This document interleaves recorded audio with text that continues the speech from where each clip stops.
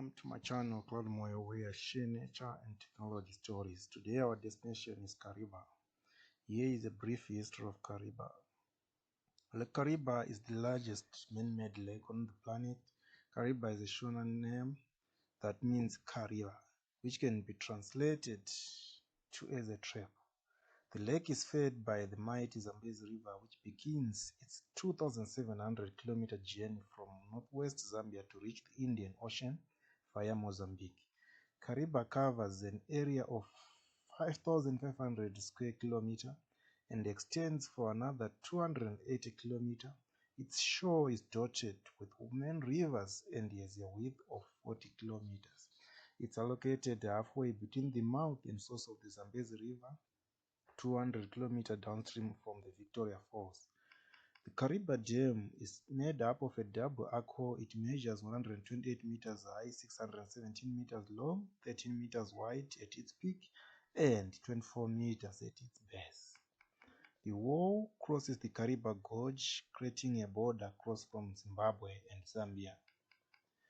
Between 1958 and 1963, the sheer weight of the water filling Kariba Dam caused more than 20 earthquakes. These earthquakes were above 5 on the Richter scale. Let's have some popcorns while a esteemed guide Aswell from Bewildered Safaris, Kariba, provides a narrative of the story of Kariba from planning to construction to modern day states. Sometimes they used to do hunters, at the same time they were fishermen. The reason why they were living along the Zambezi River, because fish was their staple diet. So before we did construction of the demo, the first idea was initiated in 1942 when they started to do an irrigation of sugarcane downstream to Chirundu, and then from there that's when they decided, what about if we can build a hydropower.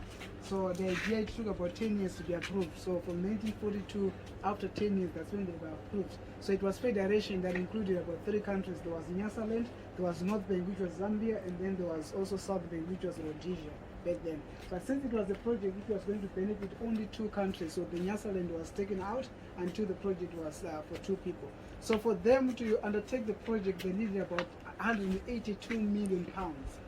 So that's what they needed for them to carry on with the projects. So they had 4 projects in mind. First, the project was building the road network and coming down to Kariba for actually shipping all the equipment for the construction. And second, it was actually the construction of the dam itself. And third, it was the installation of the turbines. And then fourth, it was actually putting the pylons for more than 600 kilometers. So that's what they had. So they had slight of a challenge in terms of putting the road networking. So it was the company they thought it was actually like needing 20 million pounds, was about offsetting from the budget before they undertaking other projects. So they wanted someone who was cheaper. Until then, there was someone from the Department of National Park. He approached them and said, guys, instead of spending that money, I can use the third of the money that you intend to spend. So you only follow the trails that were used by elephants coming down for drinking water into the Zambezi, and the trails that were used by elephants migrating on the other side. So you follow the trails. That's why it's like if you're driving from Makuti, it's like you're skating, meandering on top of the mountain until you had a sudden drop. So that was the pathway that was used by elephant coming down to the Zambezi for drinking water. So their problem was solved.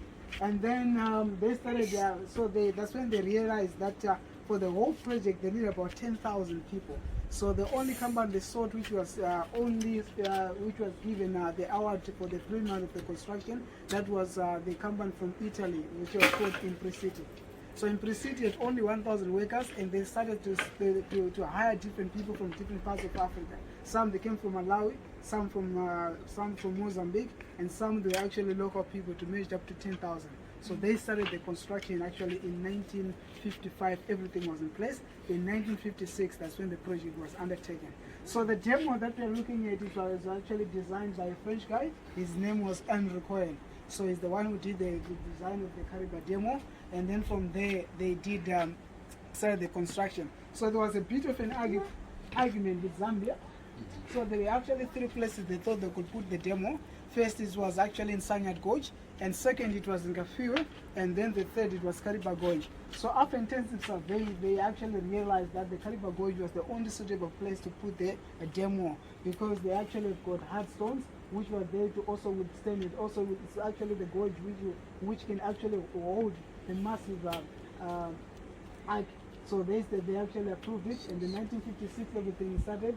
In 1957, unfortunately, the water level increased suddenly, which was unexpected. So it overtopped the Kofa Demo. That was the Kofa Demo. It overtopped, but was kind enough to leave the foundation. Though there were so many speculation about the local tribe that the Nyaminyam was not happy by putting a structure without consulting the local people. So that's when they actually started to realize to move from other chiefs and looking for the better resettlement for the Tonga tribe. So they actually resettled about 57,000. The largest number of the Tonga tribe, we believe it was relocated to Zambian side. Today we actually have got 14 Tonga dialects, of which you find in Zambia. In Zimbabwe only one Tonga dialect. So we believe the largest number of the Tonga tribes, it was relocated to Zambian side. Only few were left here. So it was never an easy thing, because some they actually left their relatives on this side, and some they left the relatives on the other side. So it was like, just come, you and you are moving to the other side, you and you are in Zimbabwean side. So some they lost their relatives. And then after that, 1957, 1958, when they closed the Solis Gate, the water level increased with about 6 meters, which was the gate they closed, which was just to experience the water level. Until to September 1959, the water level increased with about 60 meters, which means 150 islands which were found from the narrow channel of the Zambezi were all underwater, which was forming Lake Kariba. So if you ever heard about Operation Noah, so the demo, it was actually officially opened by Queen Mother, which was on 17 May 1960. So that's where they did the official opening of the demo. So like I said, Operation Noah, it was actually a project which was undertaken by Rupert Fothergill and ADHs. After realizing that the water level is increasing, most of the animals were facing plight due to the increase of water, which was forming Lake Kariba. So most of the animals were in danger. So they started to advertise with the intention to rescue each and every animal that was incapable to swim. So they started to advertise, so that they came to recognize worldwide as Operation Noah, just from the biblical concept. So they started the rescue operation. They managed to get about 3 boats, which was Mary and Tessa. So the operation started from 1959. They rescued about 2,000 mammals, including birds and reptiles. So most of the animals, we believe, were taken to Matusadona, but I will show you Matusadona. Only few were actually left in Kariba.